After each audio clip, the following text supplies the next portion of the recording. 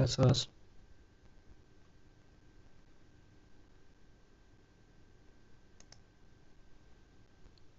Раз.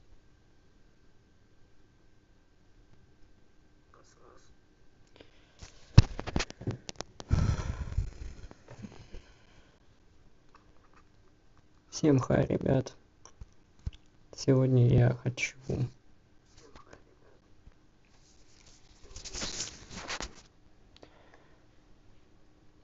показать вам новый режим, как он работает в общем.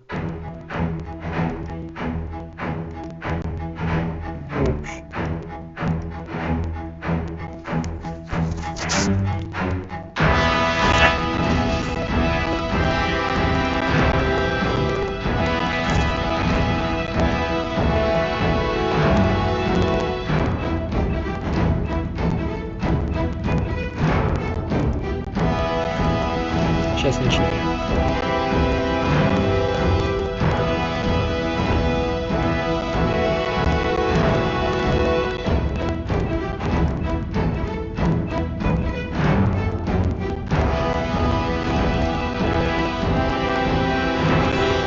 Так.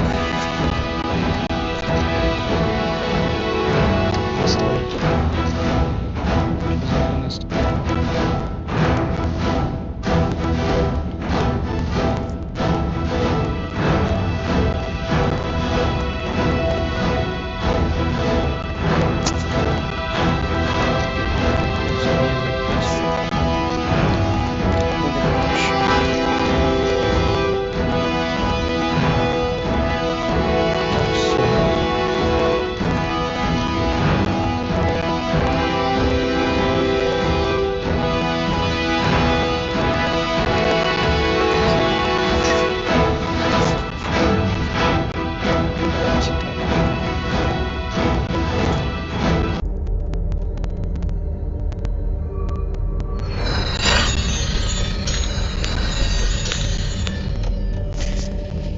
Так, ну, наверное, давайте пройдемся по новым достижениям вот этого вот самого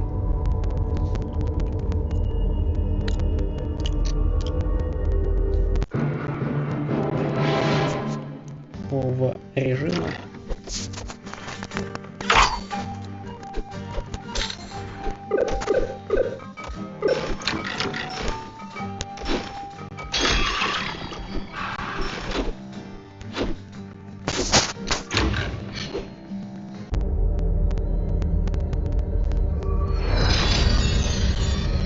Так,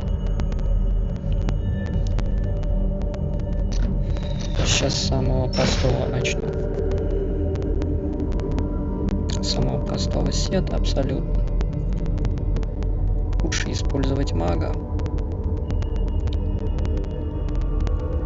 Мобильность будет хорошей.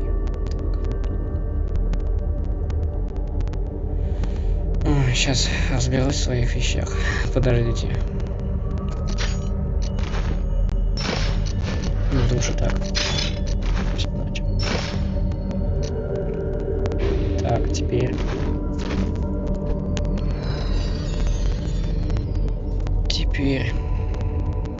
Хожу так. Сворачиваю. Так.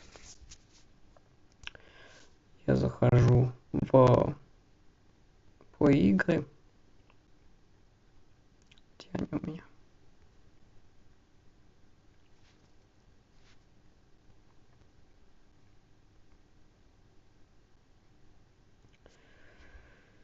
Так, достижения. Так, достижения. Давайте начнем с первого достижения, которого я выполнил. Оно называется яблочко. Нужно набрать 990 тысяч очков и более в игре. Так, сейчас, давайте подождем.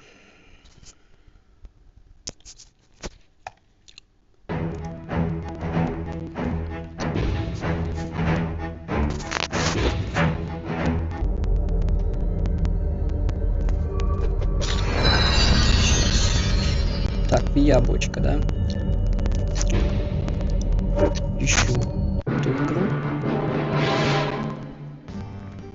Она находится в этом режиме.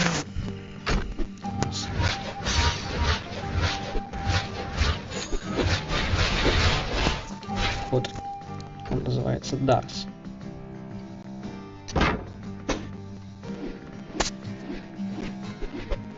Здесь тяжело на самом деле набрать какие-то количество очков. Здесь нужно прям в точку. Если вы хотите именно 990 тысяч больше набрать здесь, нужна такая реакция. Короче, не с первого раза получается, да.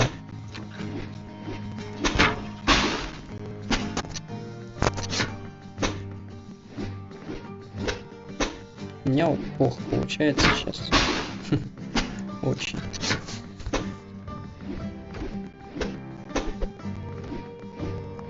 Ну, долго. Короче, долго. Вот. Я вам советую. Что я вам советую? Я вам советую купить вот этот тоник. Он называется тоник магической точности. Вот. И использовать его.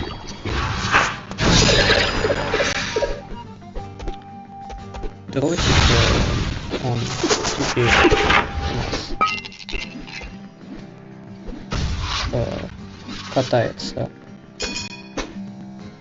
медленнее, наверное, в 2 раза даже медленнее. И я думаю, будет намного удобнее, да, намного легче набить нужное нам количество очков здесь. Наверное, вы поняли меня. Кстати, наверное, я сделаю на нескольких языках здесь субтитры, если у меня, естественно, получится. Я надеюсь, меня хорошо слышно, потому что я проверял сейчас себя. Вот, я попробую сделать это. Вот, короче, все. Не будем время терять.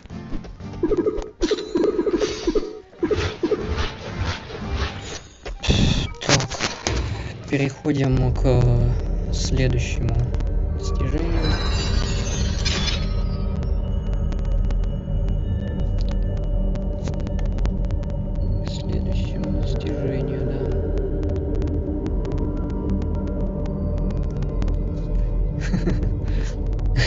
Раз. Раз. Да. Мама. Так. Перехожу к следующему достижению.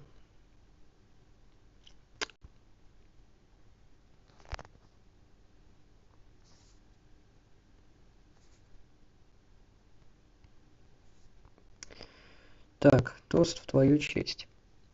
Нужно купить напиток для другого игрока. Ну, наверное, это вообще очень легко. Тост в твою честь. Сейчас подарю кому-нибудь. Опять. Опять. Заходит. Заново.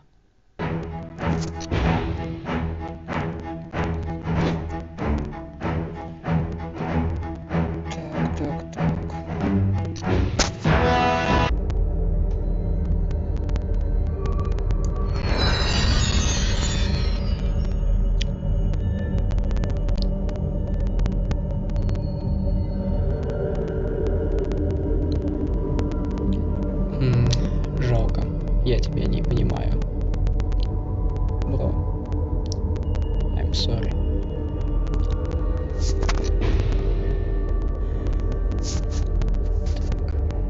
Так. Тост в твою честь.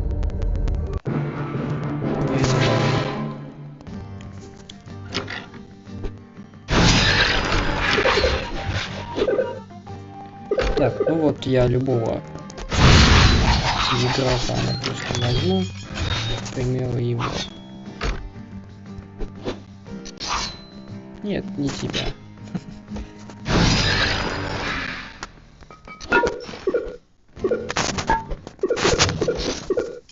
Тебя.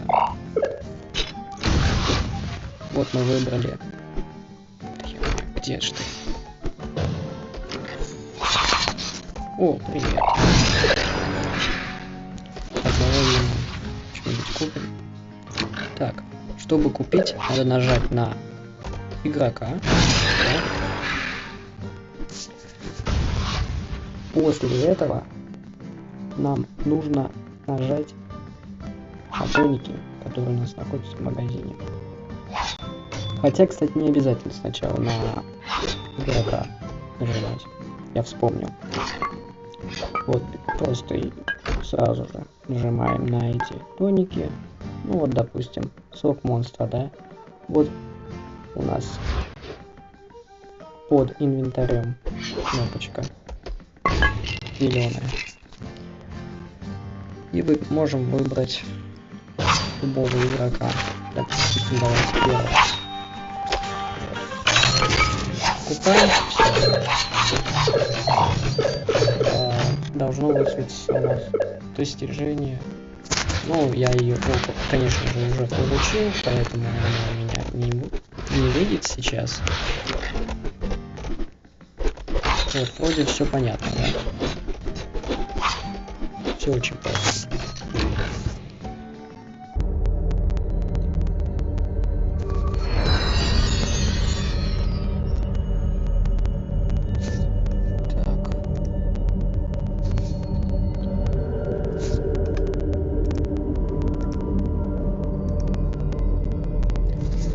Дальше. Что у нас дальше?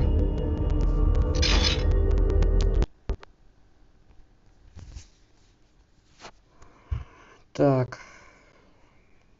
Кто стоит? Так, расплата. Набрать 35 тысяч очков и больше. На... Тут написано.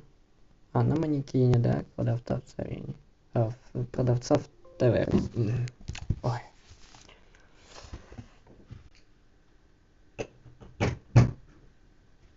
Сейчас начнем.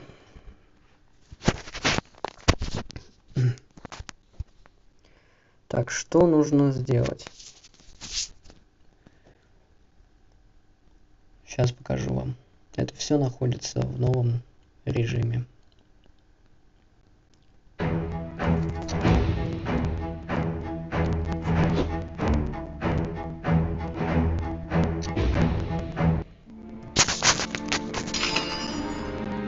Так, здесь у нас сейчас призы.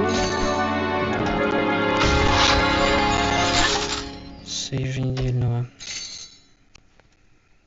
Я особо не играю в него, поэтому я как на каком-то 1000-м месте. Так, расплата. Достижение.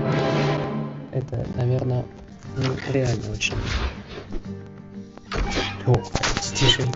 Нет, вообще нужен сет для этого. Хороший, да? С кроной. Давайте я возьму самый такой мощный.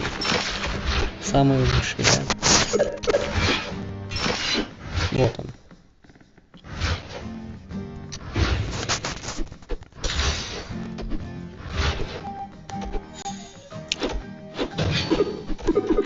Вот он, манекен продавца, так называется. Все, я не буду и все. Атакую. Все. Нужно 35 тысяч, ну, у меня 57 с половиной. Нужно как минимум 35 тысяч. Все. Очень просто. И достижение где-то здесь должно у вас выйти. Вот. И тоже ой, тоже. Там все сохранится, должно все сохраниться.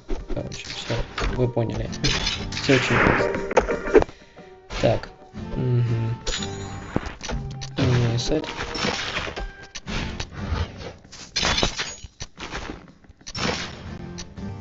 Ребят, может быть, я все это делаю очень долго, да. Вот. Я по какому принципу вообще это все записываю? Если кому интересно, да, тот посмотрит, досмотрит это, пересмотрит, да. Вот. Я много что полезного буду рассказывать. Уже даже рассказал, да? Вот. Поэтому, ну вот я по такому принципу все это дело снимаю, да.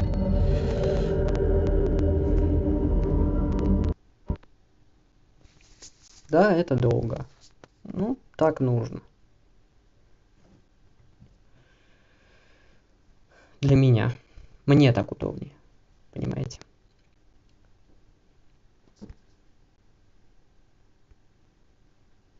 Сейчас, подождите. Так. Да пребудет с тобой сила. Так, это не то.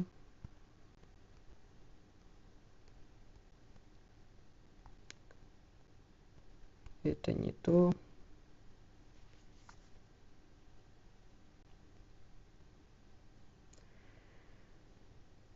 Так, вот.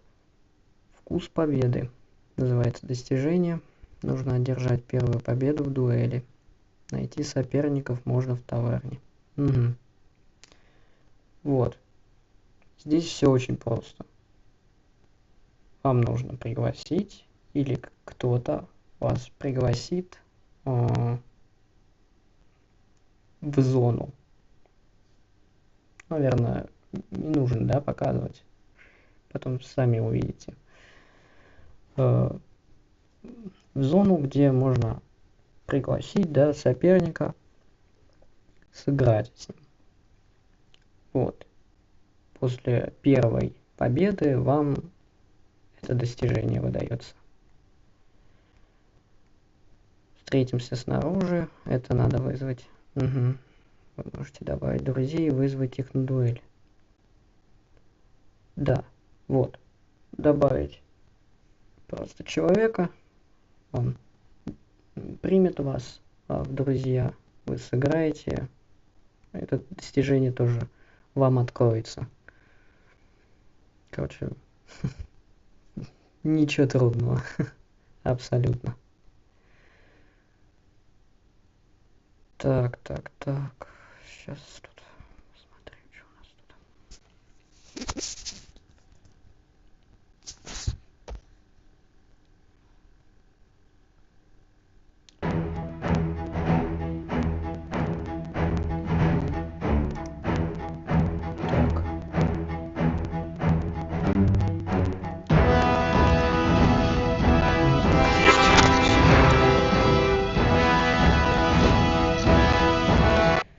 Вызовите друга на дуэль. Да. Сейчас вызовем.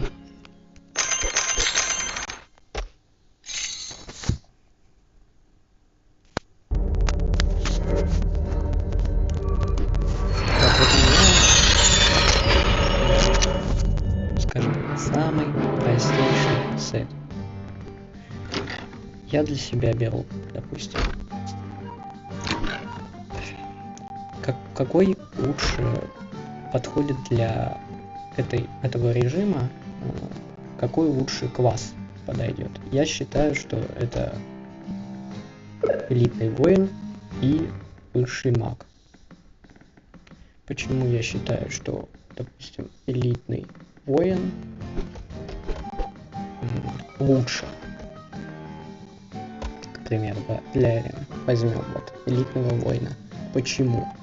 Потому что на нем есть броня от класса, от самого класса.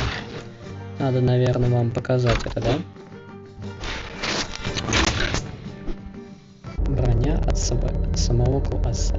Там она очень большая, очень огромная, можно сказать. Это плюс 40%. Вот у меня на первом слоте, допустим, я начинаю смотреть, что у меня вот по характеристикам. Захожу в инвентарь, захожу в характеристики, Вот у меня элитный воин, к примеру. Мне нужна броня здесь, естественно, чтобы меня практически, ну, не пробивали просто. Вот у меня первая характеристика, которая голубеньким, да, отмечена. Пассивное усиление класса. Так. Тут у нас неправильно написано. Пассивное усиление класса. Так, вот у меня 40%, да. Плюс 40% у меня от снаряжения. Угу. И специальное усиление. Это усиление именно от дерева. Дерево навыков. Вот у меня на элитном воине вот такая вот раскладка. Вот такая прокачка.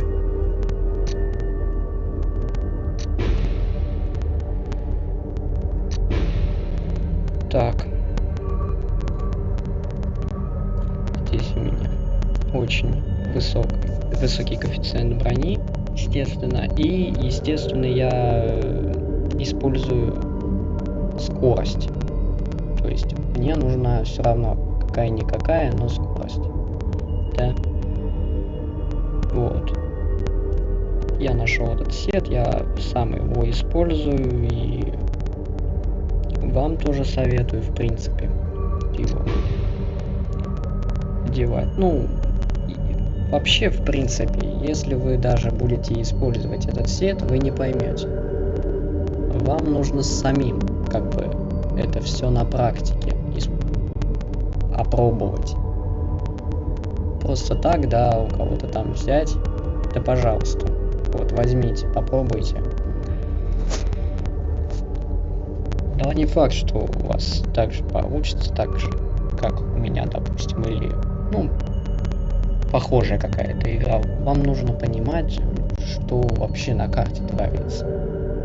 Что у противника, да, какие у него там навыки, как он вообще использует их. Очень много тонкостей. Вот. Давайте возьму, допустим, высшего мага, да. Почему я его использую тоже? Потому что у него очень высокая скорость. Очень высокая скорость, прыжок хороший. Такой же, почти такой же, как у разбойника класса. Класс разбойник, как вот, если кто знает, да. Кто знает, молодец, кто не знает. Сейчас это узнает, что разбойник у нас очень быстрый класс. Вот. У него от класса очень высокие характеристики к прыжку и скорости достаточно хорошие. И также здесь присутствуют характеристики скорости и прыжка. Хорошие очень. Просто отличные. Вот. Броня нам, в принципе, не нужна. Ну, почти не нужна. Она нужна, вот, допустим, около сотни что-то, да?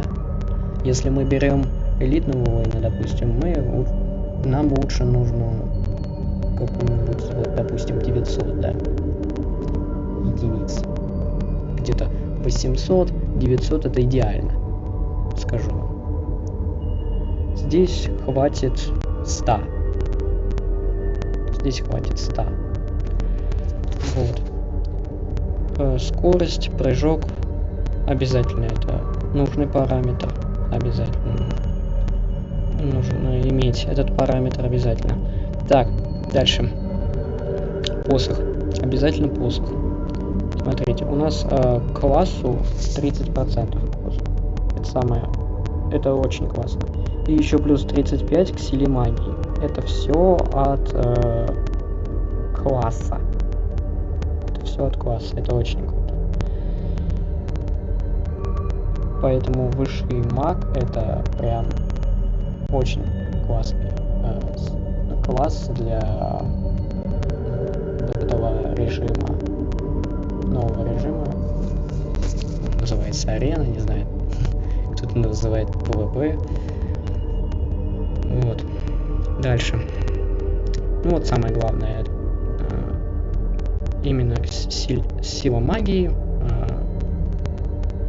процент к урону посохом и характеристики скорости и прыжка высокие. Все. Вроде все объяснил.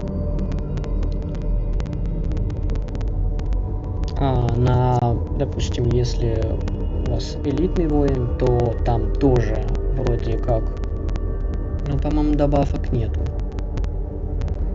классу. По-моему, нету. Давайте проверим.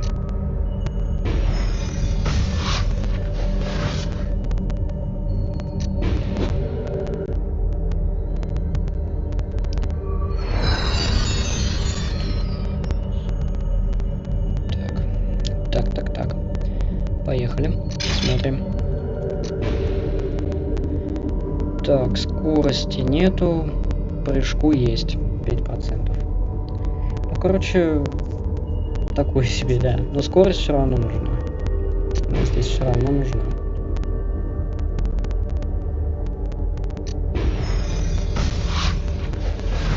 Это я уже на практике уже почувствовал все. Очень долго играл в этот режим. Вот. Сначала давайте возьмем самый простой сет. Вот самый простой. Не знаю. Проще некуда. Вот он.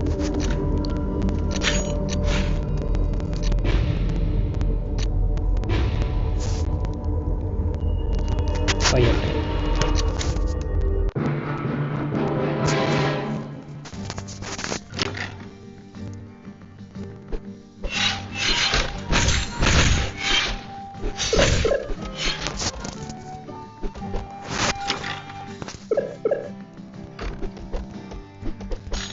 Так, ну я не знаю, кого выбрать.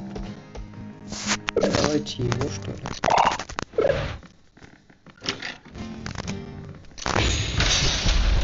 Очень. Так, ну я использую, допустим, по опыту уже знаю, да. Вот, допустим, тоник магической точности возьму. Потому что это более эффективная такая вещь. Я здесь буду использовать на высшем магии. Я буду использовать дамаг. Я постоянно буду дамажить по противнику. Буду атаковать его. Вот поэтому мне он нужен очень.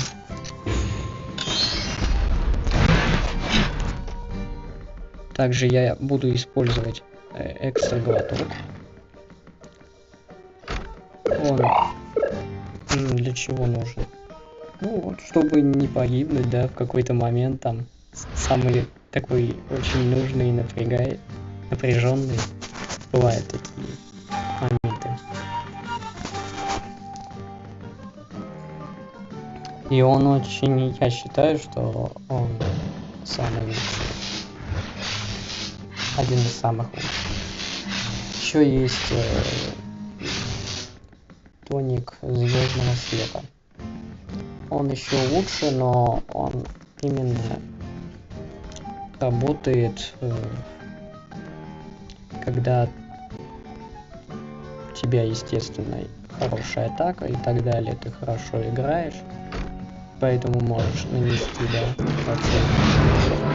больше, да, урона, естественно, догнав его при использовании этого тоника, и плюс, конечно же, не получив урона себе. То есть, если, да, противник будет дамажить по тебе, да, можно сказать, ты ничего не получишь.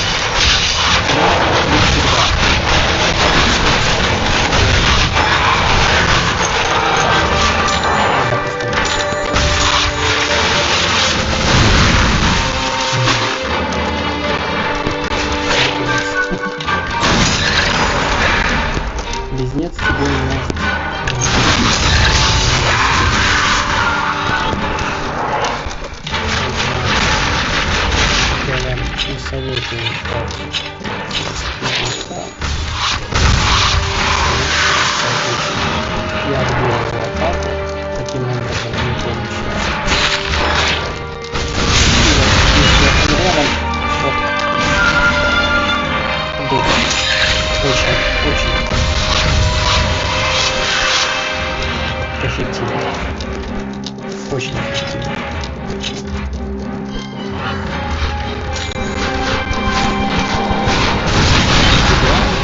Все, у меня получилось. Атаки открыты. Вернуться.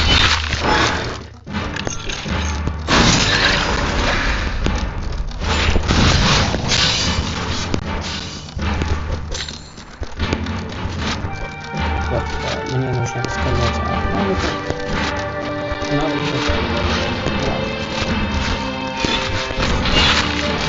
Поподробнее, чтобы более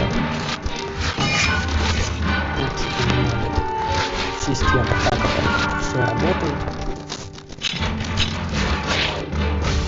и как это работает. Да.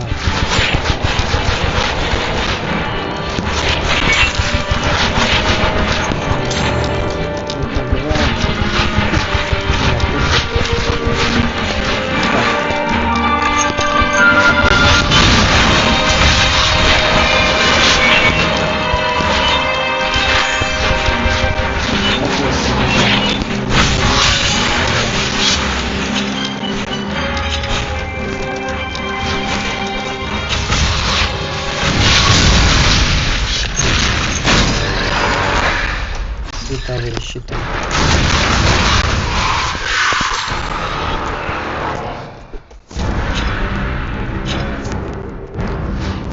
Так, здесь, наверное, я поеду чуть-чуть.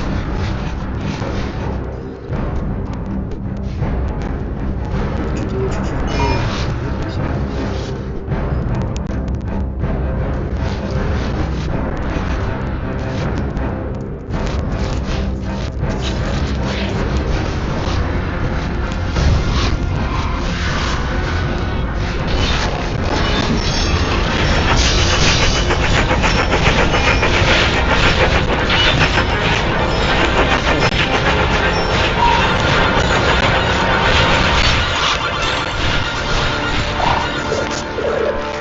Хотел еще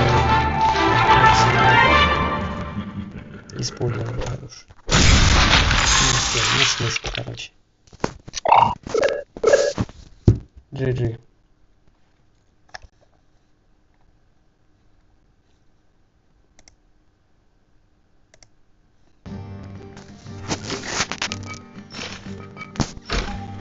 Так, что вам рассказать-то? Допустим, вот дерево навык, да. Допустим, я использую на высшем маге. К примеру, вот, заходим в характеристики, заходим, тапаем на дерево, нажимаем на дерево, кликаем на дерево, без разницы. Вот. У нас первая полностью прокачана ветка, вторая тоже прокачана. И третье по минимуму. Ну как по минимуму. У нас такой момент очень интересный. Если у нас третья ветка прокачана 4 сегмента, именно 4 сегмента у последней третьей ветки, да, вот. Вот эта вот способность. Метаболизм монстра. Зелье восстанавливает здоровье в 2-кратном размере. Что это значит? Мы, допустим, будем использовать, да, эту способность в режиме арены, да, допустим, в бою.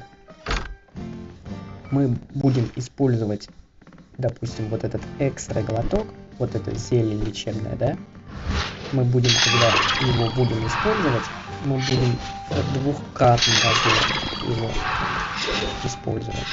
То есть, если вот этого вот этой способности не будет, да, у нас от дерева навыка, то мы будем мы много не восстановим. А вот с этой способности мы достаточно нормально так восстановим. Ну, не прям много-много, но неплохо будет. Дальше пошли. Так, вторая ветка. Ветка это у нас мудрость называется. Ну, это не важно. Вот, самое главное, это у нас какие у нас способности здесь. Это бесстрашный прыжок, усиление небольшое, тоже хорошо. Вот самая очень важная штука, это благородный маг. Он повышает пассивную атаку посохом на 25%. Дальше у нас золотой магнит, но для арены это не особо важно. Так, огнеупорная защита, почему бы нет, пускай будет. Ядовитый туман тоже, кстати, очень интересная вещь. Она тоже работает. Противник тоже дополнительный какой-то урон, незначительный получает от яда. Но не всегда. Там много. Короче, много всякого. Ну вот, допустим, от яда этот, какого иммунитет есть. Допустим, от тоника тот же самый есть тоник с ядом. Против вот этого яда противника. А вот, допустим, от яда у нас как есть вообще броня. Что-то не вспомню сейчас. Так, теневая маскировка. Это не нужно. Магический прыжок. Вот это очень важный прыжок. Он третий. И он очень... С ним очень удобно играть. То есть ты можешь допрыгнуть до какой-то платформы или перепрыгнуть пропасть даже, да. Вот. Но если его не будет, ты, возможно, не сможешь там допрыгивать до чего-то, да, или будешь вообще падать. Поэтому, такой себе. Да, так, дальше, темный близнец. Темный близнец, он вообще ничего. Это наш помощник в бою. Это очень хороший помощник, ребят, в бою. Мы будем его использовать. Его лучше всего использовать. Эффективнее всего его использовать на врагов. То есть рядом враги заспавнились, да, допустим, да, появились, вы его используете, и он не сразу попадает, да. Вот.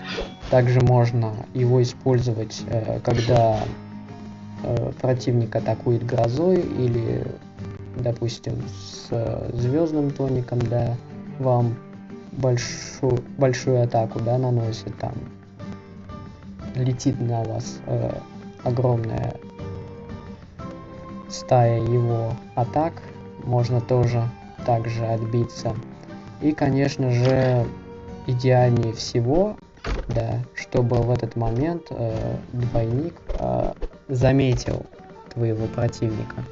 То есть не самого, не просто, да, вот какого-то там ноба, который заспавнился, да, а вот именно самого главного противника, с кем ты играешь.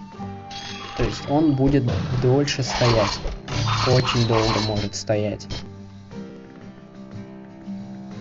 Вот. И в чем фишка? Он будет стоять, да, он очень будет долго стоять, и при этом он будет по твоего противника атаковать, дамажить по нему. Там урон очень серьезный. Если хорошо попадет, да, в тело это одно, а если в голову попадет, то там вообще ой-ой-ой будет. Поэтому это очень классная способность. Дальше пошли.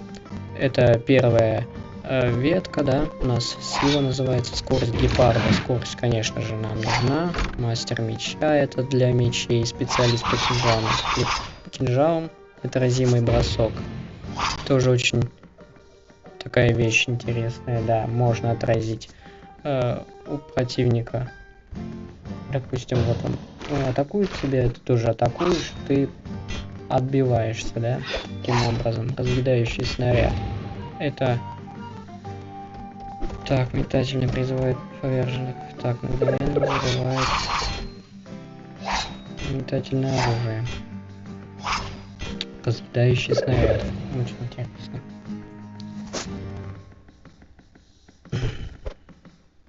Наверное, взрывает поверженных врагов. Ну это... Я понял. Это не относится к этому. Скорее.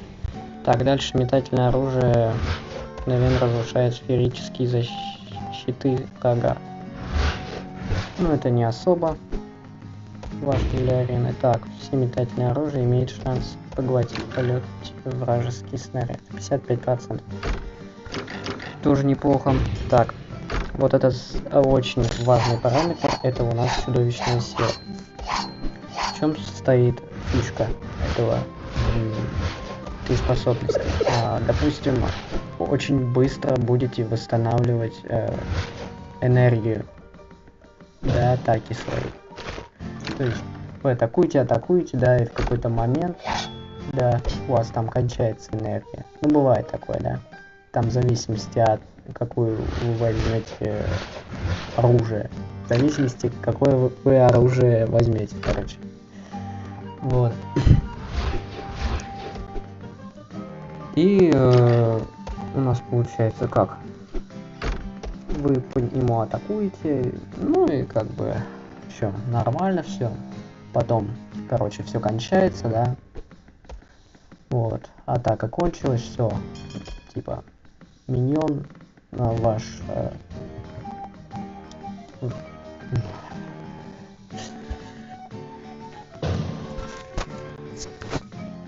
Сейчас скажу. Короче... Ай, ну давай, скажи что-нибудь уже. Как оно его там, да? Ваш персонаж, короче, да? Вот. Устал, все, устал.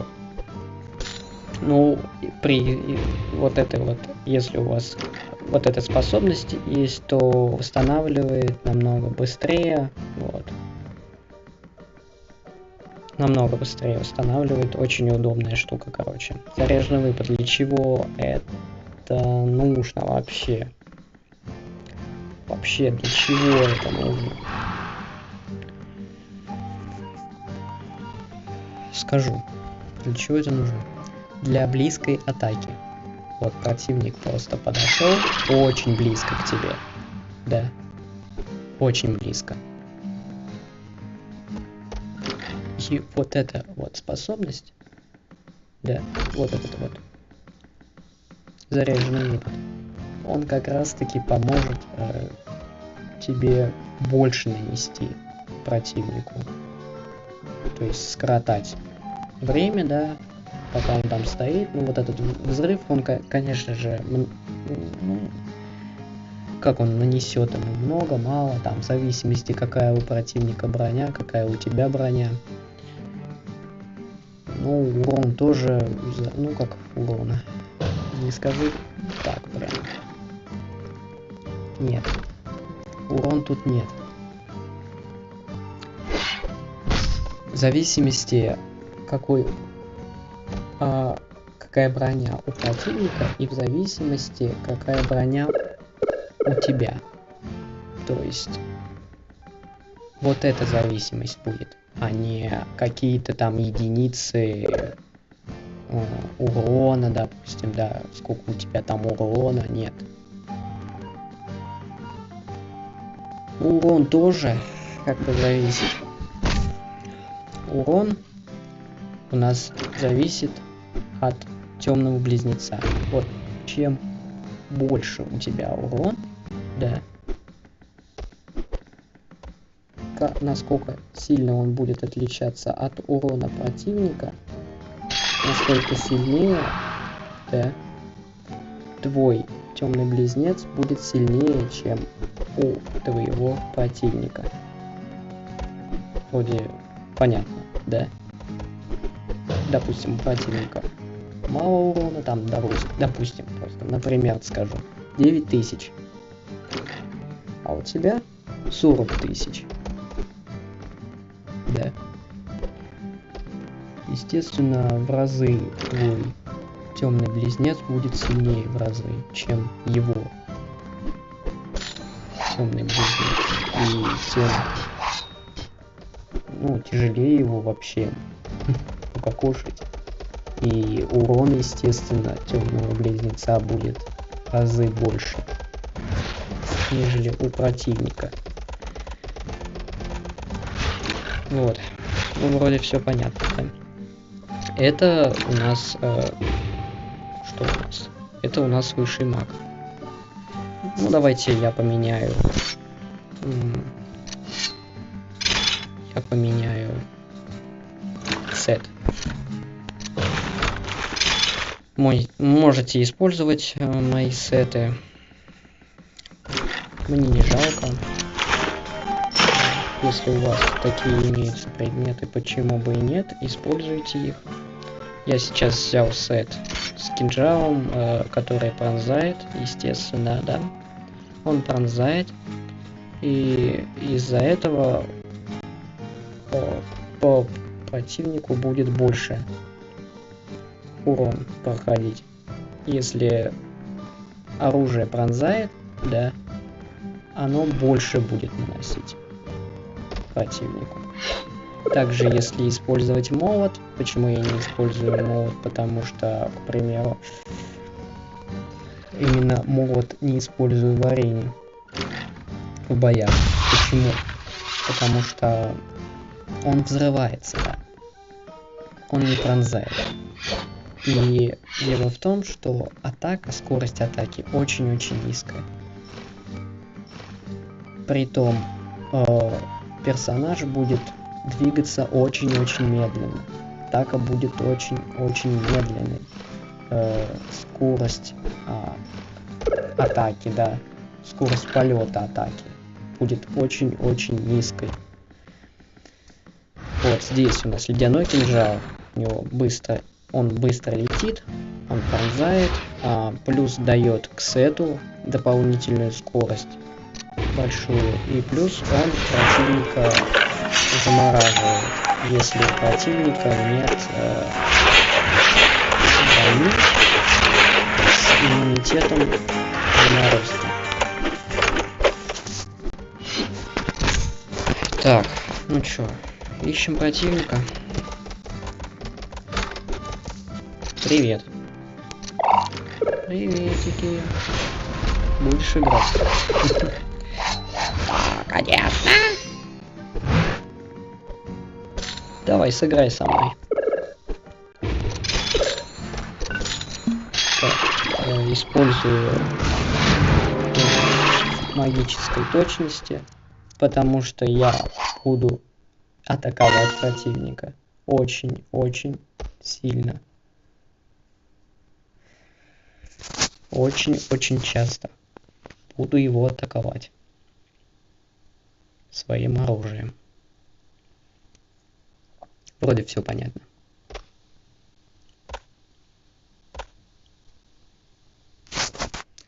Так, ты опасный? Да, я опасный.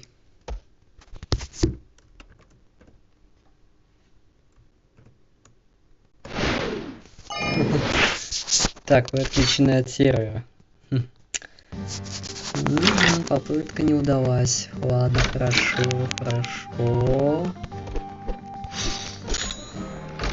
Ну ладно. Возьмем другого. Ну, допустим, да, я его знаю, очень хорошо знаю. Давайте попробуем его вот таким способом.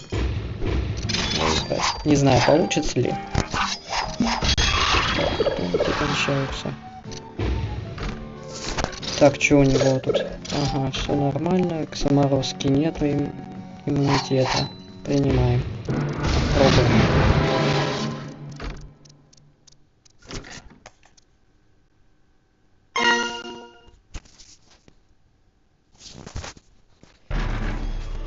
Готовится. Клана.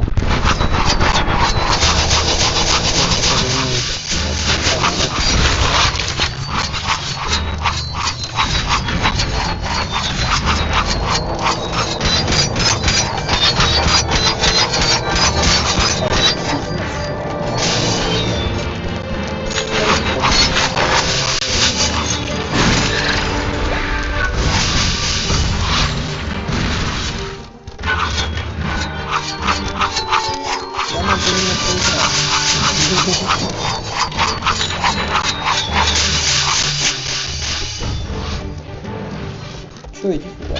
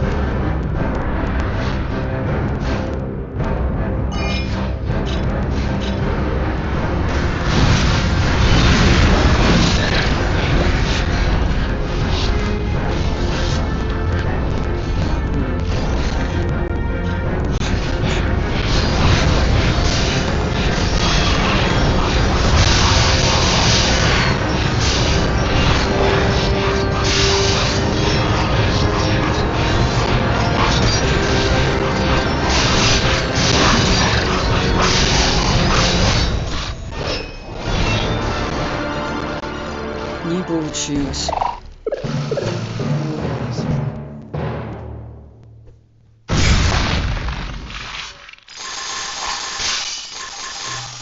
Ставь. Кофеман, ставь. Я неудобно сижу.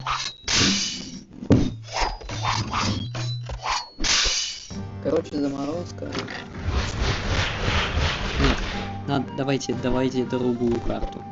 На первой карте я вам буду показывать, как на элитной войне играть. Так, давайте другую карту. А то это не подходящий. Вообще не подходящий. Да, надо просто подготовиться сейчас. Я что-то не в той форме. И сижу как-то, знаете, неудобно мне. Неудобно.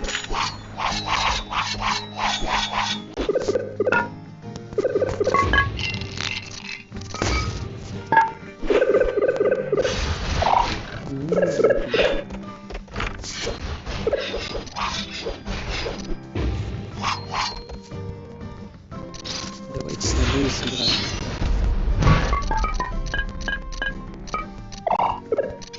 Так, клинической точности. Вот у нас сейчас третья карта, да? Третья. Отлично. Так, третья карта. Там реально удобно. И на второй тоже там много места, да, для дамага. А вот на первой там очень мало, и там и стены вообще. Однозначно, что это.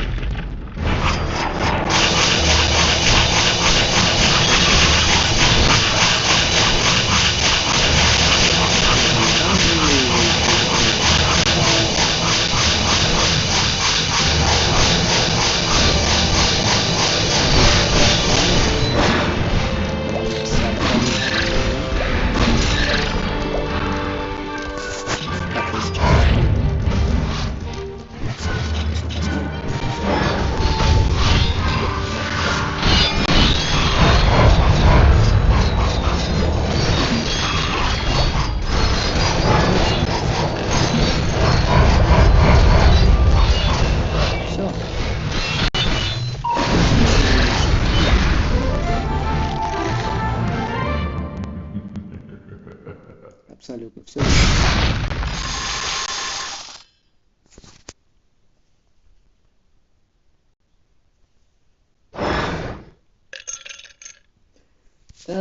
Да. Ага. В одну калитку. Ну да, но это просто, потому что, слушай, там просто другая карта. Она прям, там есть место, да, там есть свобода, где можно атаковать спокойно.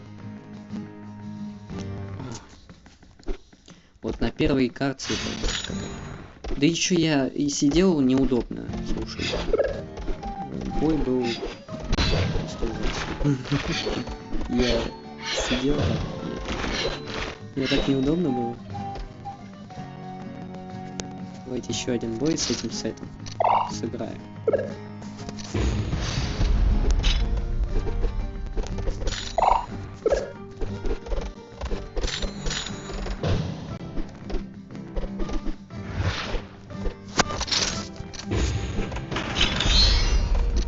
Привет. Будем играть.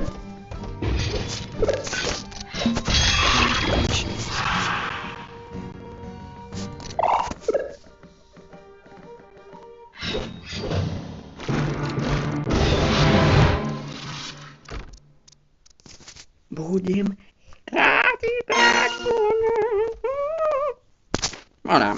Будем. Погнали. Теперь я сижу, ну, более-менее как удобно. Все, отлично. Погнали.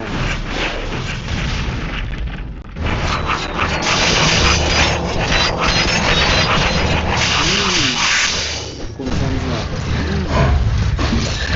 Привет. Все, кнопочки все удобно, все удобно. Все просто прекрасно.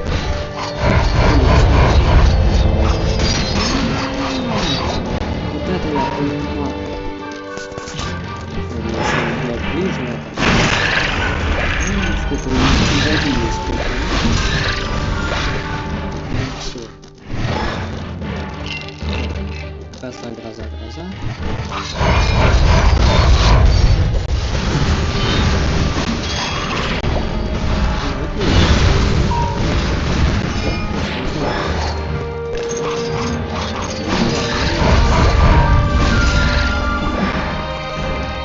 ГГ. Опа-на. Со шкала.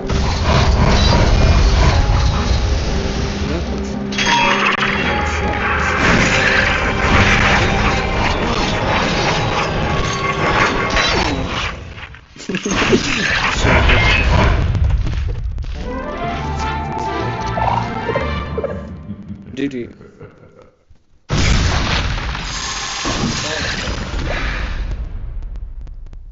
Типа.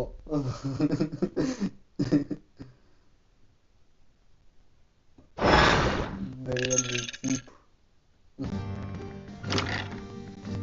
Ну да, грозы он научился ездить. Он хорош. Использовать грозы он научился, это факт. Так, я покупаю тоненький.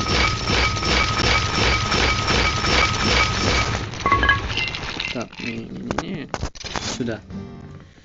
Так.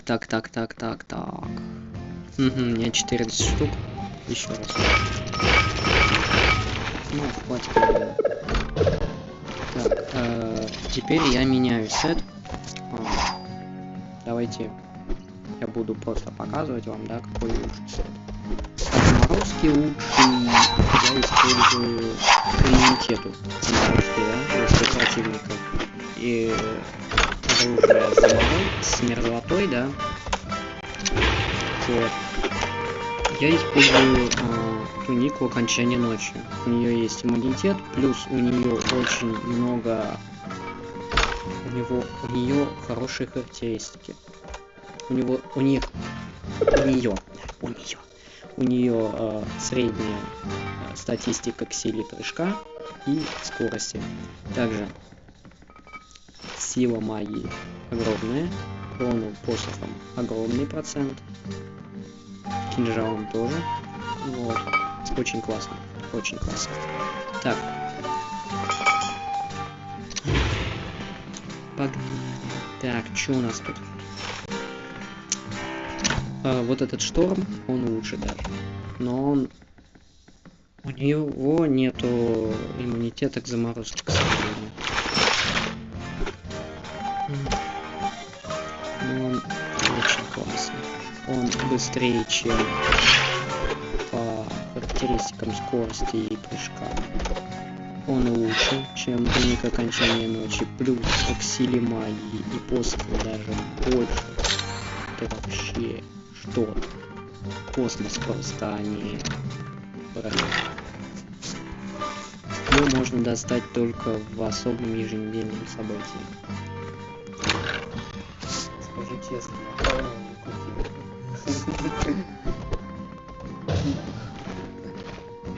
нафармил.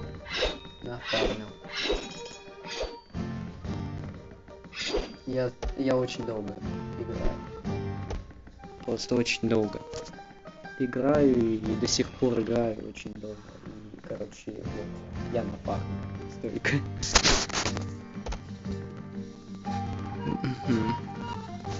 Ничего не донатил. Не донатил. Так. Вот этот. Ну давайте вот этот. Бомбезный. Да, тут и броня есть, и урон есть, но... И плюс у нас скорость атаки у нас будет зашкаливать, то есть... Ну как объяснить? Персонаж, у него будет уставать все равно от атаки. Даже если у нас вот этот вот есть параметр, да, чудовищная сила, вот эта способность будет все равно. Все равно будет уставать. Вот вам сет. Да. Очень классный сет, и скорость хорошая, но я так понял, что он не из лучших. Топорики, даже если самые лучшие, да, брать? Нет, все равно. В чем прикол? Вот этот заряд свет, он проходит через врага, ладно, он пронзает. Он пробивает его, но он летит. Он по-особому летит, не так, как копье. Копье лучше всех летит. И поворачивает лучше всех. Физика у топора другая. Поэтому урон другой. Даже если сейчас у меня и урон больше, и броня тоже. Ну, посмотрим сейчас.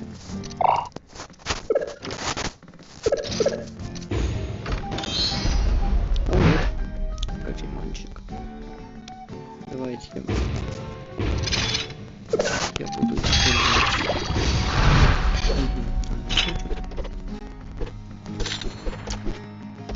Так, сыграем с кем-то другим. Не хочет проигрывать.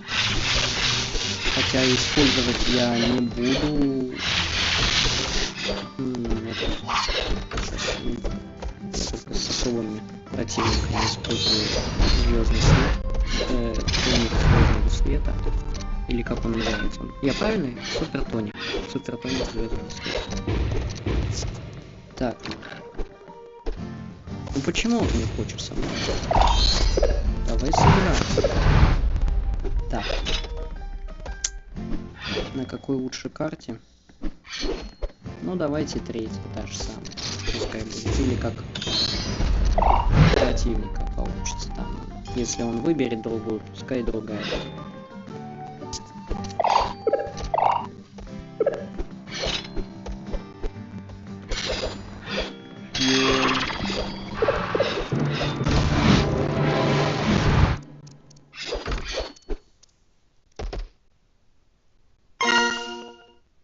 Да, несколько универсальных туник на разные элементы. Конечно, неплохо придумал. Я же не такой глупый, да? Ну, я очень долго думал, я много чего выбирал.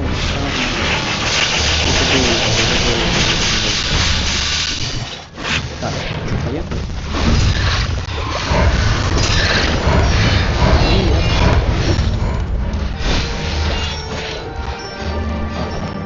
Звездный свет.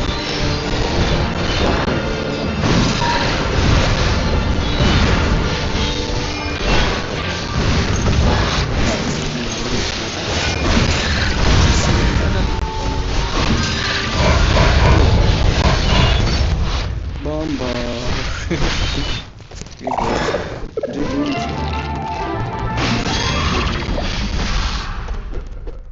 Все. Капец.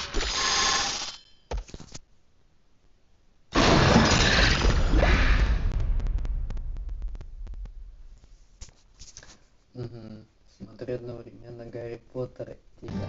Спасибо.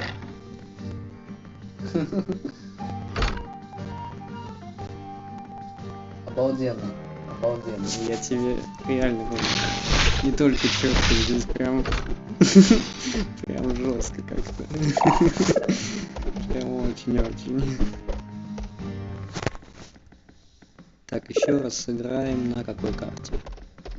Ну, мне в принципе без разницы. Давайте на второй сыграем. Так, давайте составим. Механической точности.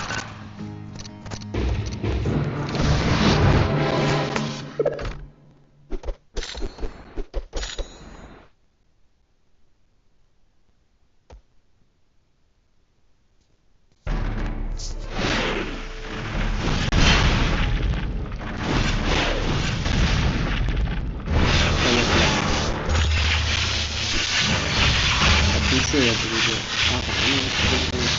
Ну вот у меня этот устает персонаж. Потому что у меня скорость атаки его останавливает и даже не зависит. Скажу я сразу вижу, что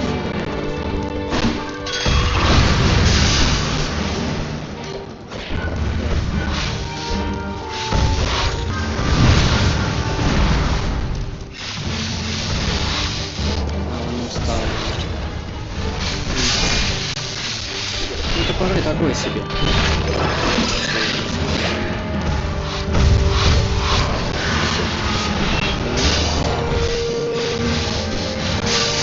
Хотя вот домой атака зашкаливает. Очень классно.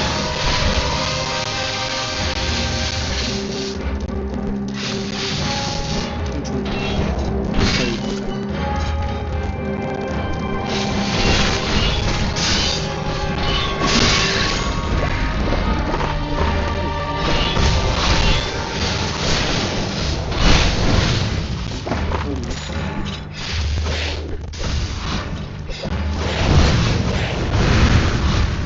А я тоже не глупый.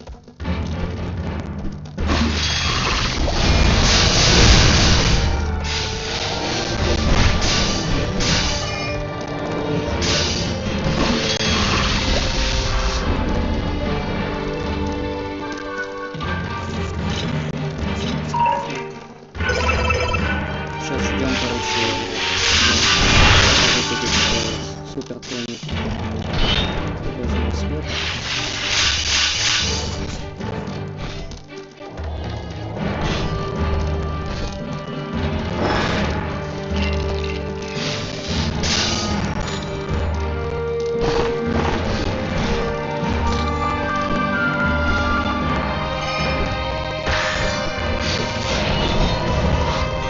Иди сюда.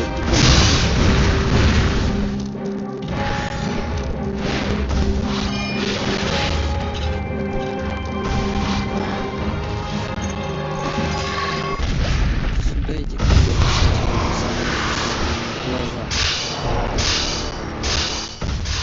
Опа.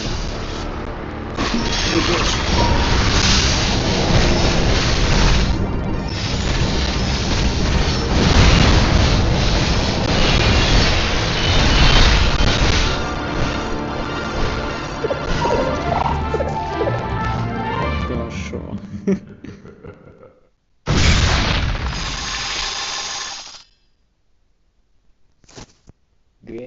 GG. Оу, май. Что? Сколько комментов?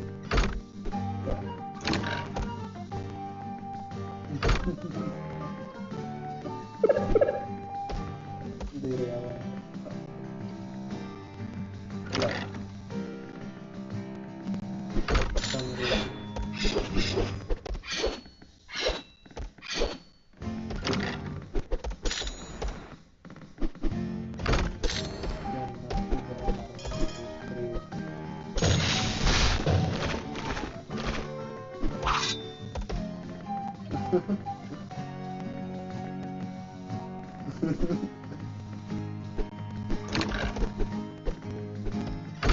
Антони, кстати, слушай, Антони, короче, Он вообще сливается мне каждый раз. Постоянно сливается. Если он сейчас сыграет со мной, то вы все увидите. Я выберу свой любимый сет.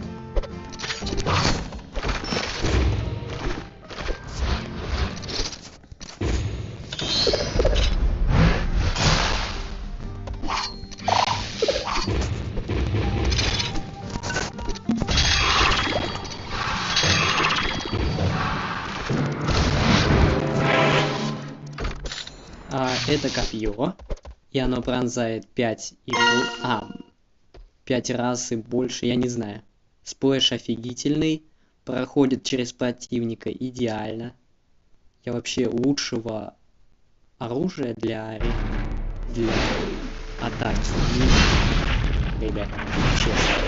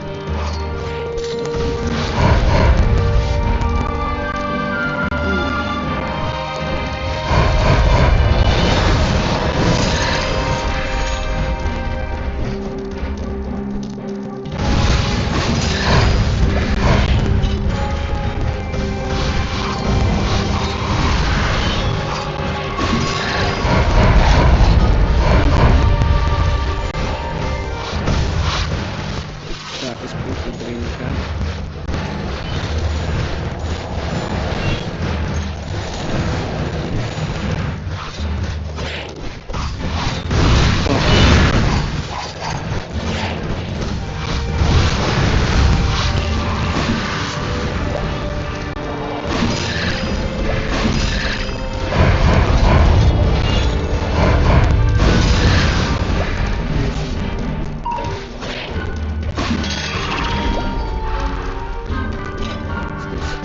Профессионализм.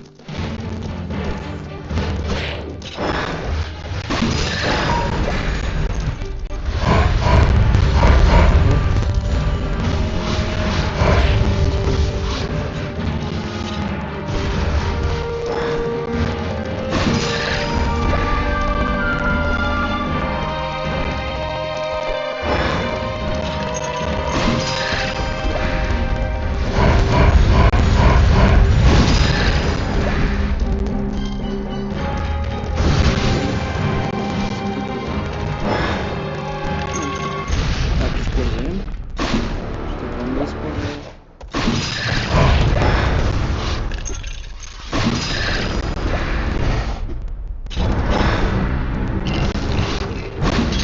Он играет такой себе. На самом деле, да. Но он крутой. Он легенда, ребят. Не думайте, что это вообще... Я знаю его, он очень добрый. Просто он не понимает некоторых моментов, это ничего страшного. Мне тоже было по-всякому. Какая-то тактика.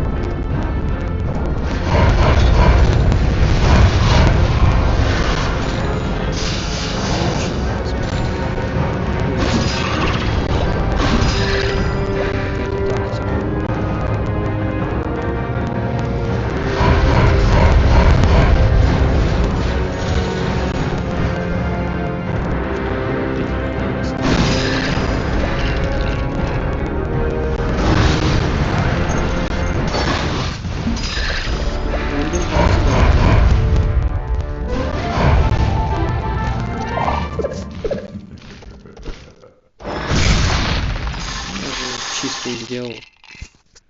Нет, он легенда, ребят. Просто я с ним общаюсь уже давно. Я знаю его.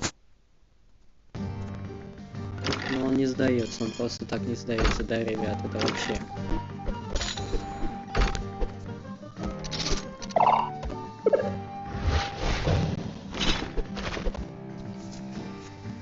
Так.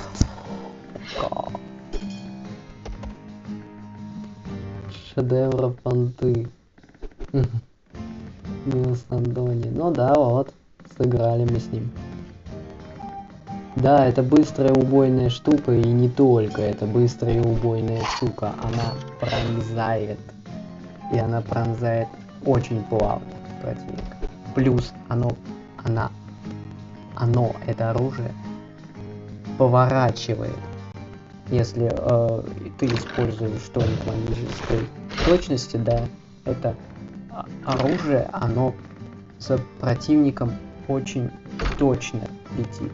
То есть оно и поворачивает легче, да, чем нежели какой-то топор, допустим, если взять, да, или даже кинжал. Вот. Он более плавно идет, более стойко летит. Физика такая. Вот. Такая особенная у копья.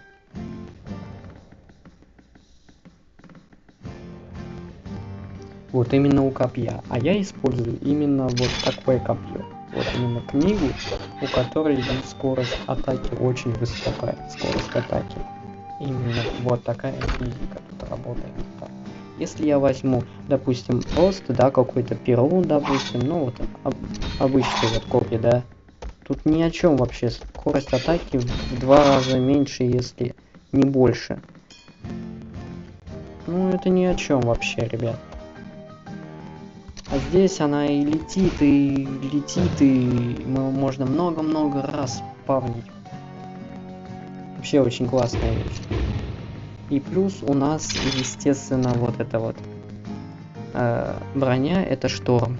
у нее лучшие характеристики. Жалко, что ее нельзя перезачарить на другой элемент, поменять элемент, да, этой брони.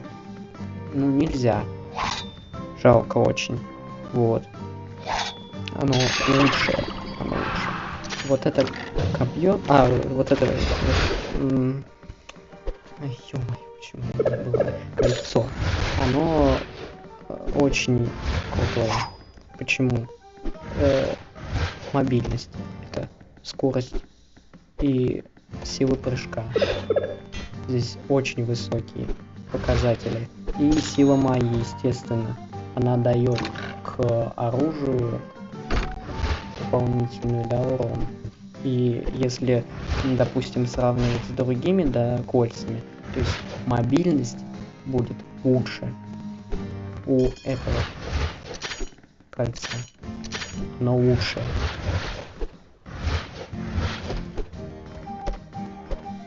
Так что вот так. Это вот самые такие очень... Ну, самые лучшие вещи у меня, можно сказать, здесь в инвентаре.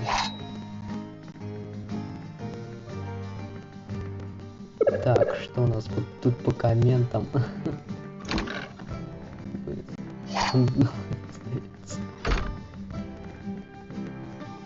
Если сорел, то меньше на них. На их место пришли те, кто были слабее их, а таверны. Баги все кумарено как-то. Ну да. Ну, я ее люблю почему-то здесь. Я не знаю. Хоть там столько недочетов, а я все равно не могу. Просто без нее жить.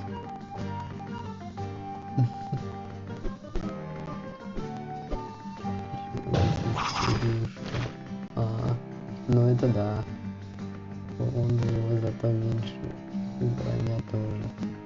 Ну да, урон меньше и броня тоже. Но дело в том, именно скорость и прыжок, они дают большой эффект. Плюс, если ты используешь, естественно, тоники, они дополняют это все. Вот раньше, да. Допустим, вот сейчас, если я, да, буду использовать... Ну, броня, она нужна, я не знаю. Но она не нужна. Варенье, она нужна только, если ты используешь подход элитного воина, но я вроде... Я покажу сейчас. А так... Для других режимов она вообще, ну, в принципе, высокая броня, там, ну, соточка, там, нужна, наверное. А так вот, использовать сок монстра, он увеличивает твою скорость, плюс увеличивает урон. И для соревнований это очень офигенно, да, если ты профессионал, естественно, и не получаешь урона от противников, да. Соревновательный режим, еженедельный режим тоже подходит это все, да, если использовать этот сок монстра. Все, и скорость будет просто офигительной. И все будет просто обалденно. Только брони мало. А броня... Ну что? Ну да, я сейчас говорю про себя, да? Про профессиональный такой подход.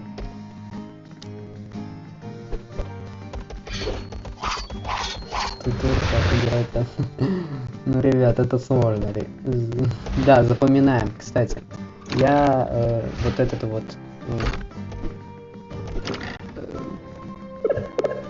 Почему у меня... Почему я забываю слова? Прямой эфир я сохраню обязательно. Обязательно. Спайте. Пока.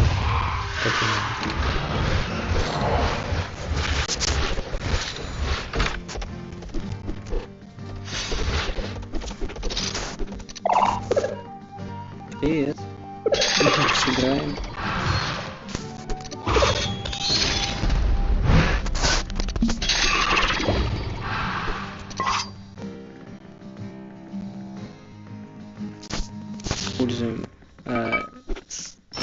этот тоник. Супер тоник звездного света.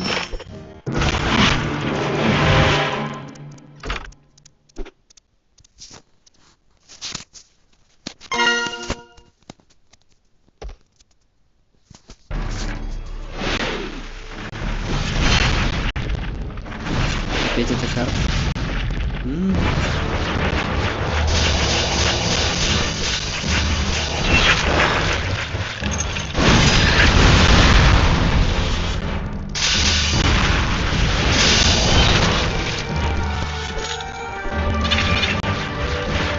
Обожаю эту карту.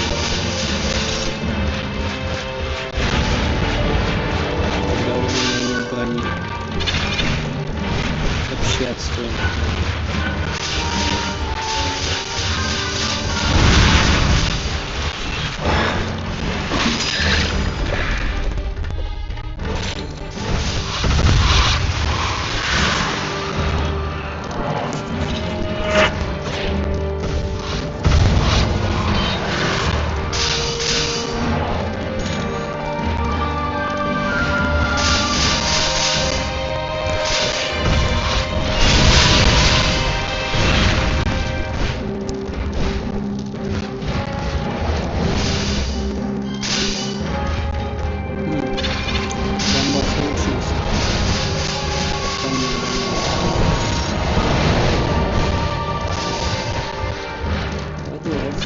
Молодец, хорошо, как надо.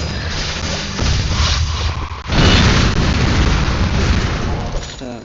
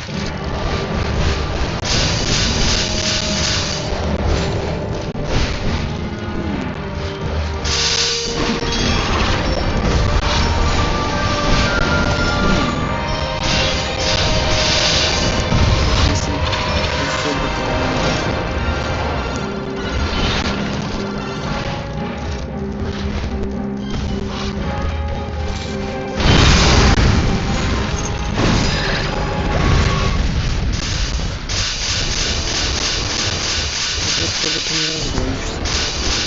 На супер тоник. Не люблю эту карту. Почему я не люблю ее? Потому что...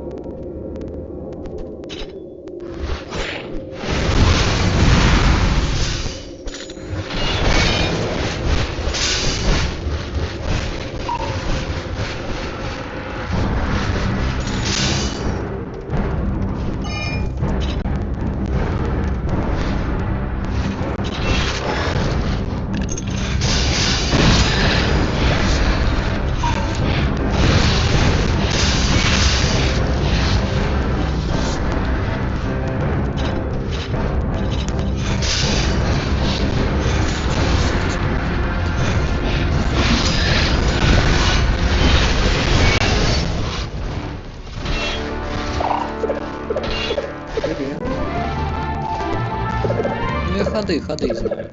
То есть некоторых игроков, к примеру, я смотрю, они там копят, да, допустим, из дерева навыков какие-то способности, да, которые хорошо применяют на мне. То есть я это понимаю все.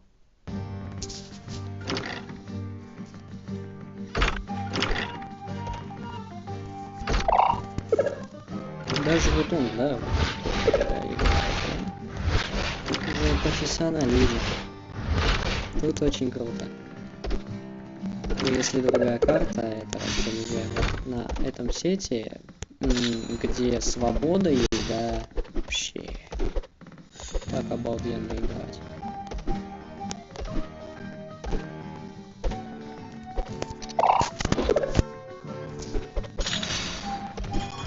Особенно с супертоником.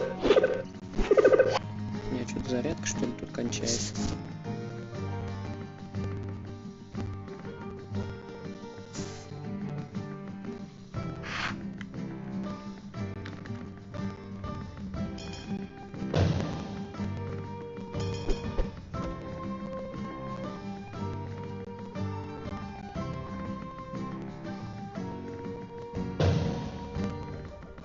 Зарядка что-то кончается. Сейчас, подождите.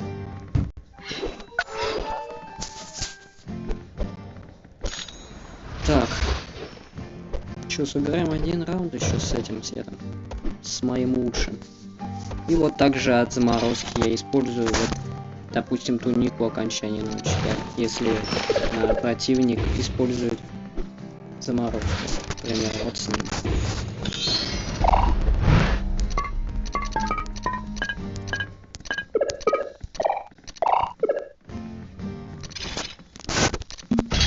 Использую тунику магической точности.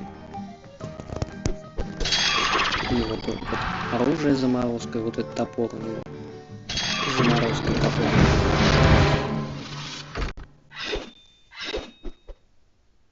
Я не ушел еще, а теперь ушел пока. Жестко, да, жестко.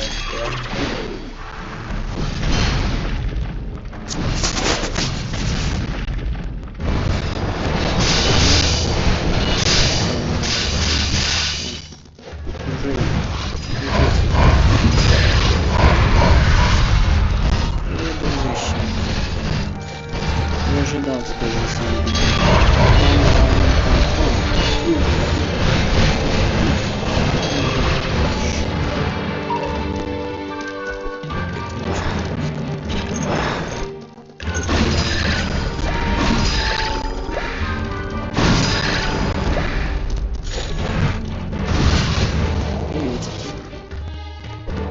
Так, у нас спиртного газа есть? Я вижу.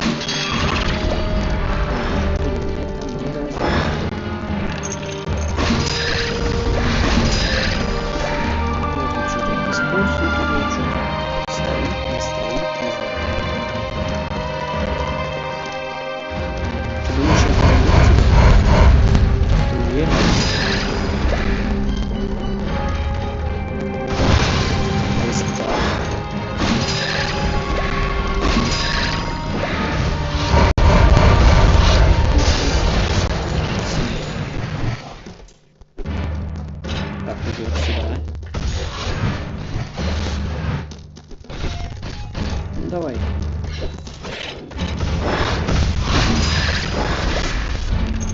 Не дотягивает твоя гроза. Поближе подойди.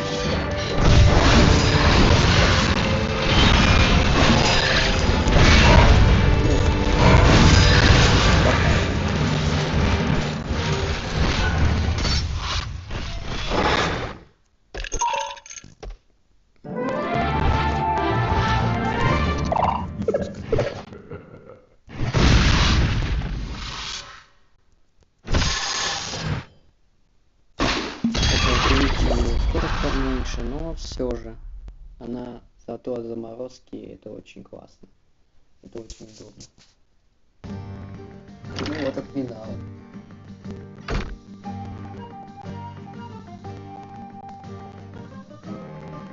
Финал. Так, теперь Да почему нужны стримы? Я стрим провожу, когда мне удобно. Дело в том. И еще он у меня будет сохраненный. То есть я его сохраню. То есть можно будет пересмотреть, посмотреть еще раз. Так, ну не буду я часами играть, конечно, на этом сети и так далее. Так, что здесь еще? Ну все вроде, да? Все, да. Все. Так, с этим все.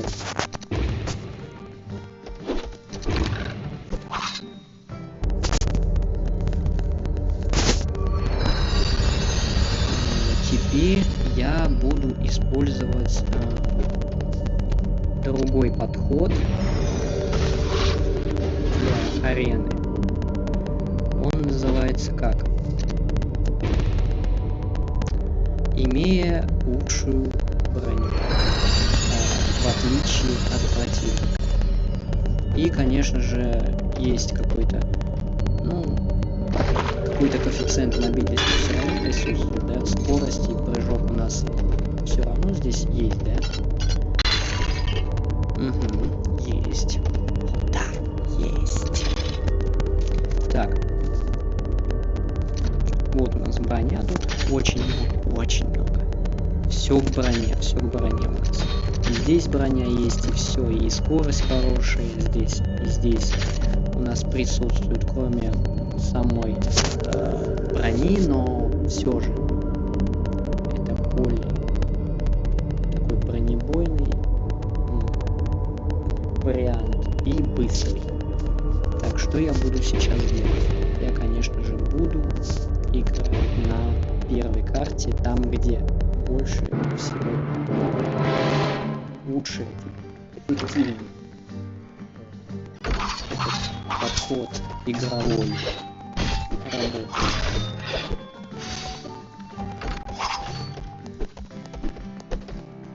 Более эффективно, да. Это точно. Хочешь сыграть? Я уже засыпаю. Хочу спать.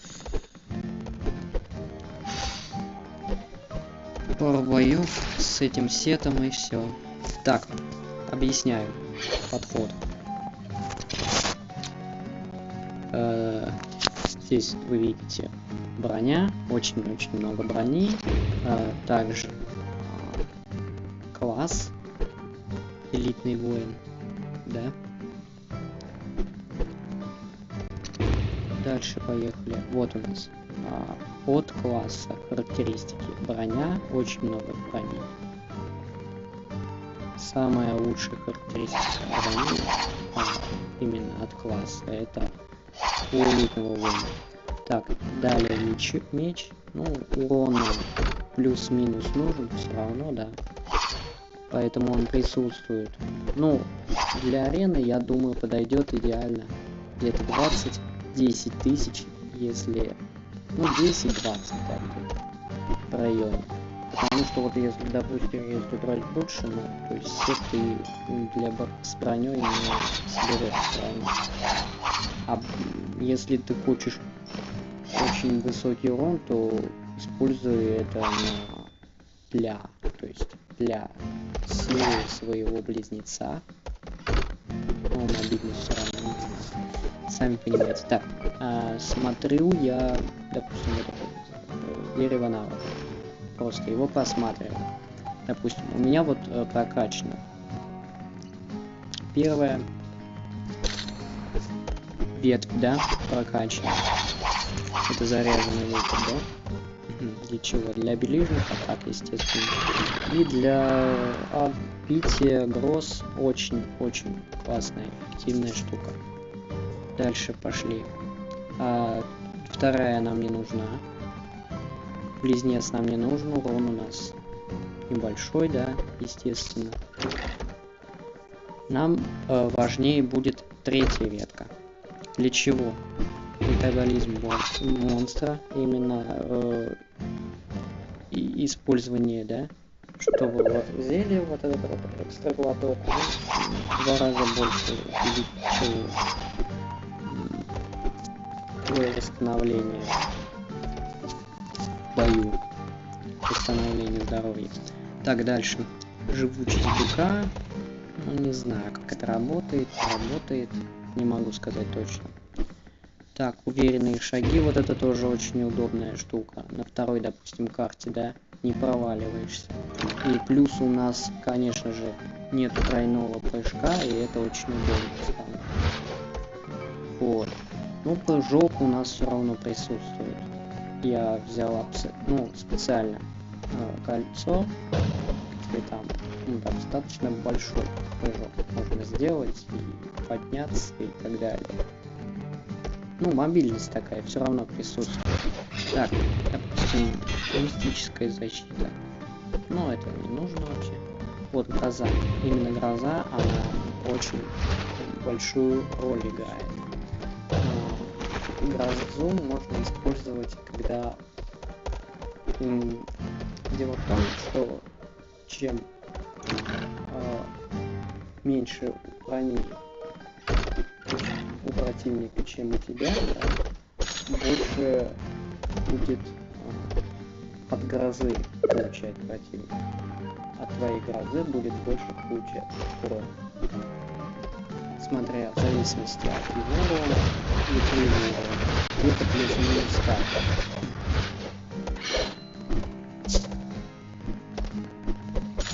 Получается, броня, она все равно очень большущий плюс даже дает. Просто этот момент скрыт. Вот, и я объясняю, что есть подход, что можно им пользоваться. Пробуем. Что, сыграем? Посмотрим, что у нас. Так, используем сразу же, тоник неуязвимости. У него же не заморозка, да? Если заморозка, ребят, если у противника заморозка, да, с таким сетом вы играете, мы используем вот этот вот тоник. Перцовая настойка. Она как раз таки от заморозки, и плюс она дает тоже столько же брони дополнительно, как и тоник неуязвимости. Так, и экстра глоток обязательно. Так, давайте первую лучше. Она подходит для первой, в принципе, и для третьей тоже. А вот для второй нет, честно. Ну, для третьей, потому что там, в принципе, есть и стены, и углы, где можно спрятаться и так далее. Здесь больше всего стен. Здесь не очень.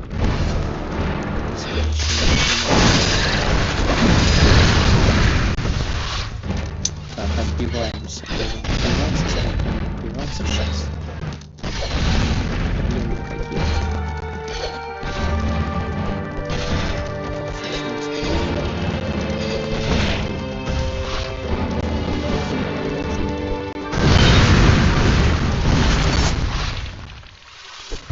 Ну да, интернет у него. Интернет. Давайте еще раз. Любовь. Все, интернет сдох.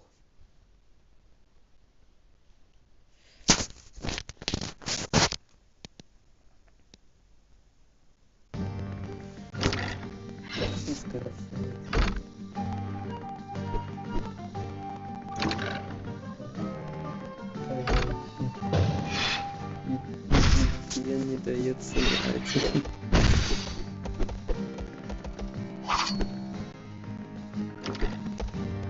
Бывает.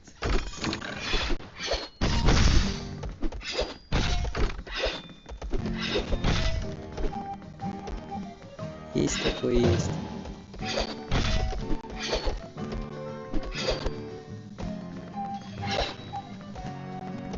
Что-то у нас тут вообще, ребят, не с кем, да, сыграть.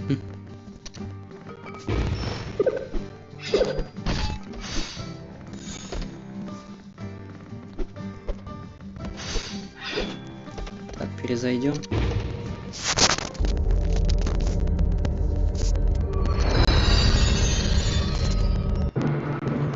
Этот прямой эфир я и обязательно сохраню. Я сделаю, постараюсь сделать субтитры на нескольких языках. Португальский, испанский, английский.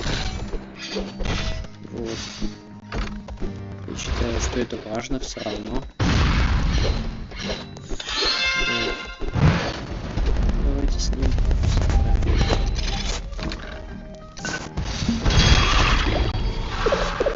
Не хочет.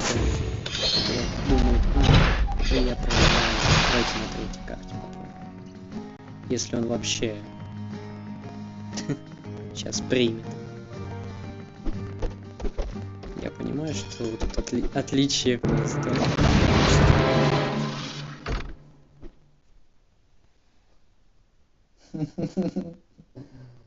Гарри Поттер кончился. Почти тоже. Тупо, да.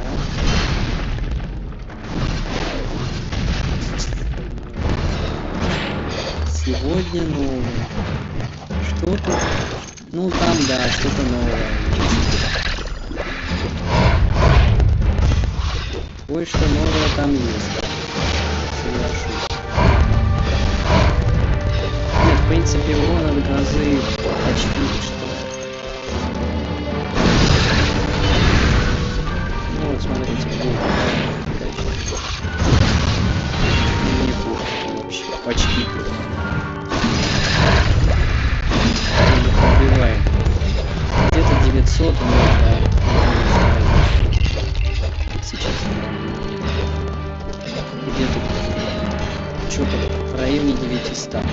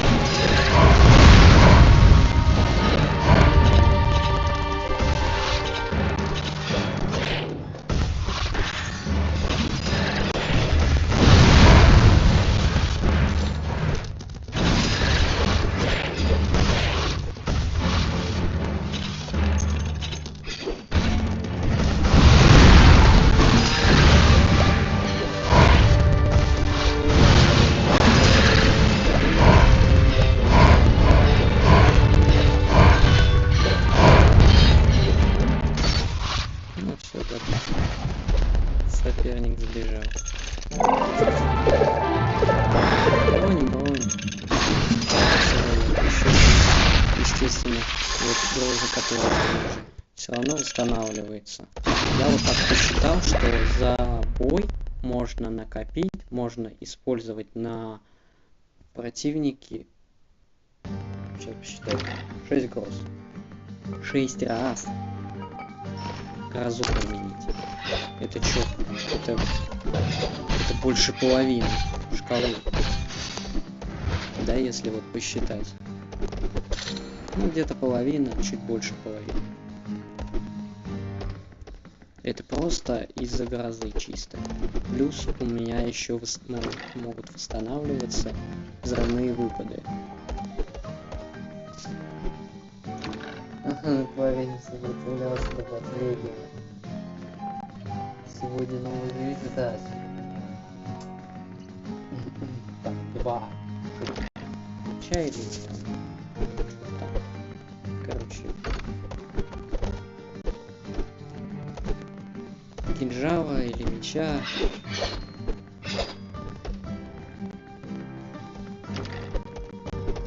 Что-то у меня подключивает, да? Перезайти, что ли?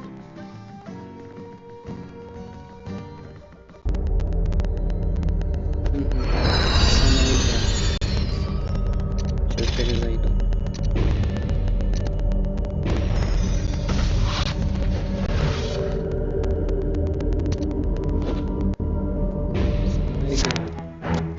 Что-то немного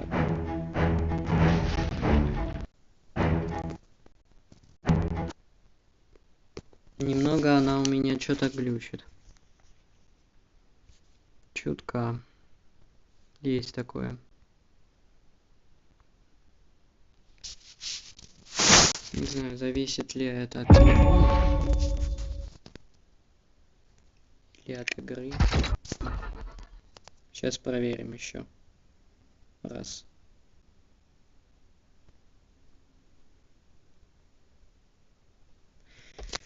Давайте последний бой, что ли. Вот с этим сетом, который бронебойный.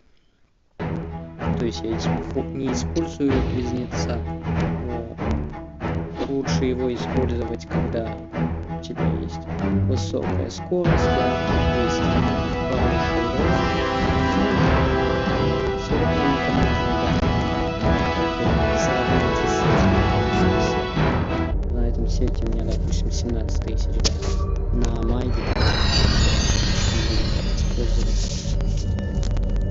такую же, даже чуть меньше. Такую же, даже чуть меньше. В зависимости от мобильности и скорости атаки, естественно, это тоже зависит. Большую роль играет.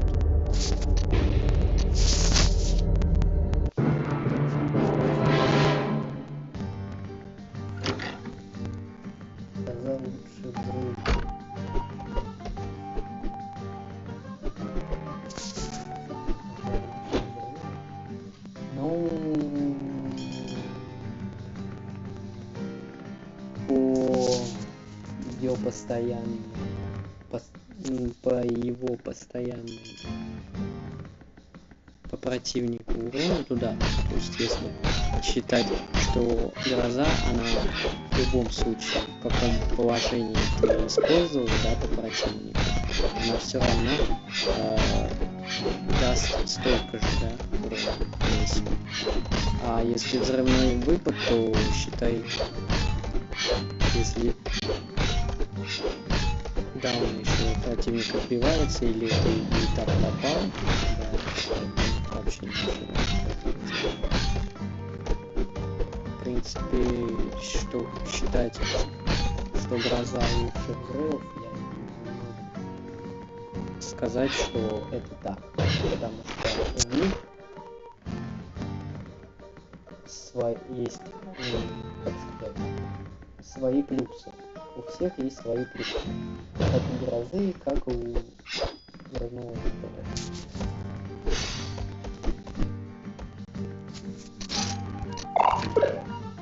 Так. Еще бы бой, да, наверное. Один, и все.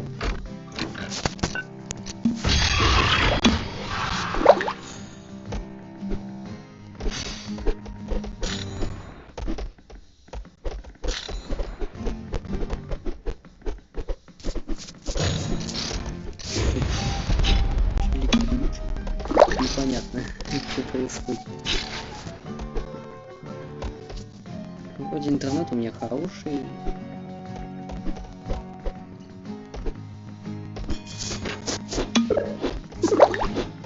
Вроде как. Но все равно нормально.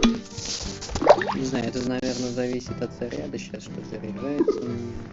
Хотя заряжается в банке. Повербанк. Такая вещь классная.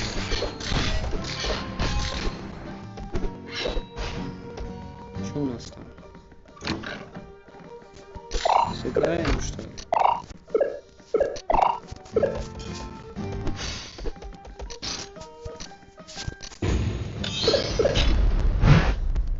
Так, у него не заморозка, да? Все нормально, значит. Так. Успех.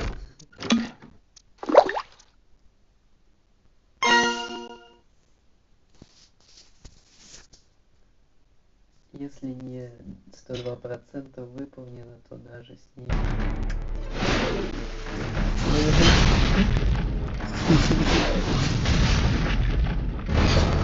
Ну да, типа.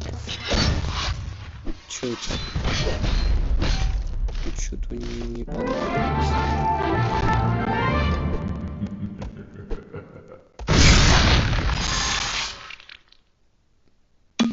Это карта, которую он выбирал.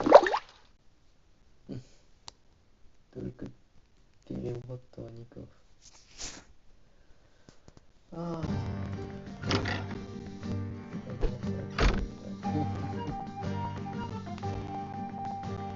Да ладно тебе. Я могу сыграть с любым. Ну ладно, что проиграю самому лучшему игроку в мире. Если таковой есть. Лучший в мире.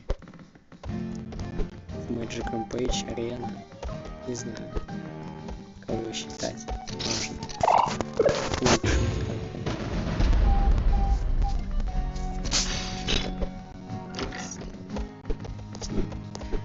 Ну давай последний. Последний раунд. Сыграю.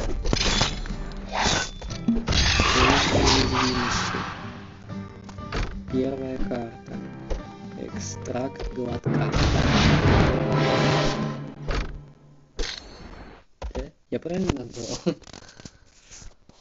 Правильно, наверное. Так, хорошо.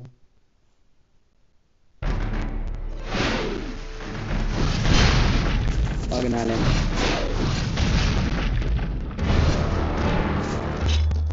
Так, отбиваться будем, да?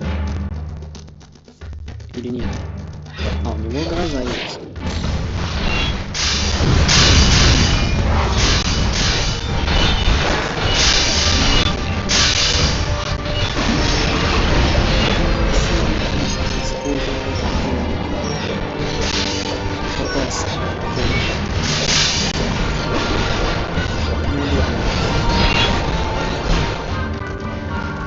Теперь я... Теперь мы...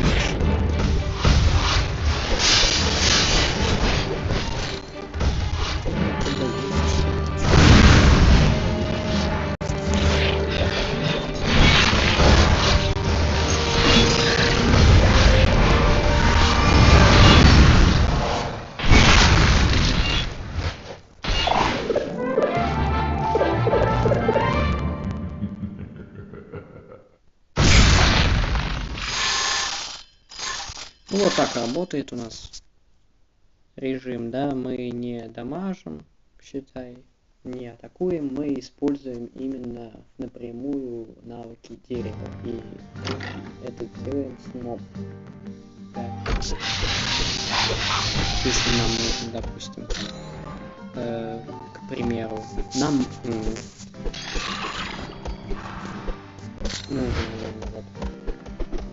мы будем использовать, да, напрямую вот эту грозу, да, то мы будем подходить, допустим, поближе или на уровне противника, да, что-то близкое, да, к нему, к расстоянию, чтобы нанести противнику урон с помощью грозы. Вот. Если будем далеко стоять от противника, да, или высоко, или близко, да, то она пройдет только, ну, она будет бесполезна. Абсолютно бесполезна.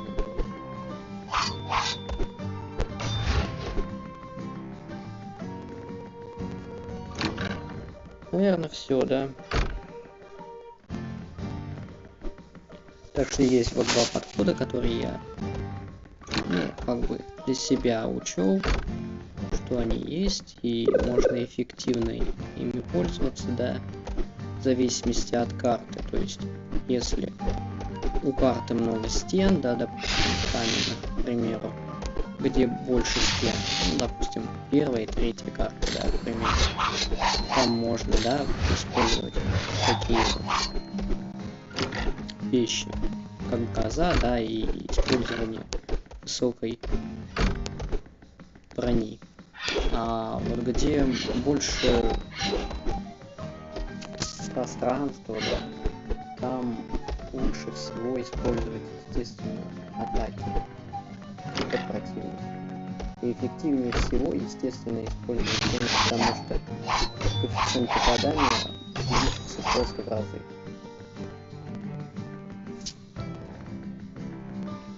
Вот. Увеличится в разы. Но это только на высшей магии, если атаки применять, потому что там больше скорости к основному классу. И плюс, конечно же, магическая сила присутствует, магическая также к посоху, да, у нас. То, что надо, короче. Вот. И вот те вот сеты, которые я вам в видео показал, и их тоже можете использовать. Вот. То, что вот в видео, то, что я вам сказал, можете этим пользоваться. Это в открытом доступе, короче, все будет. Ну, что, прощаемся. Всем пока. Бай-бай. Спать надо тоже. Уже очень поздно. Ну, все. На сегодня все, ребят. Всем пока и успехов. Бай-бай.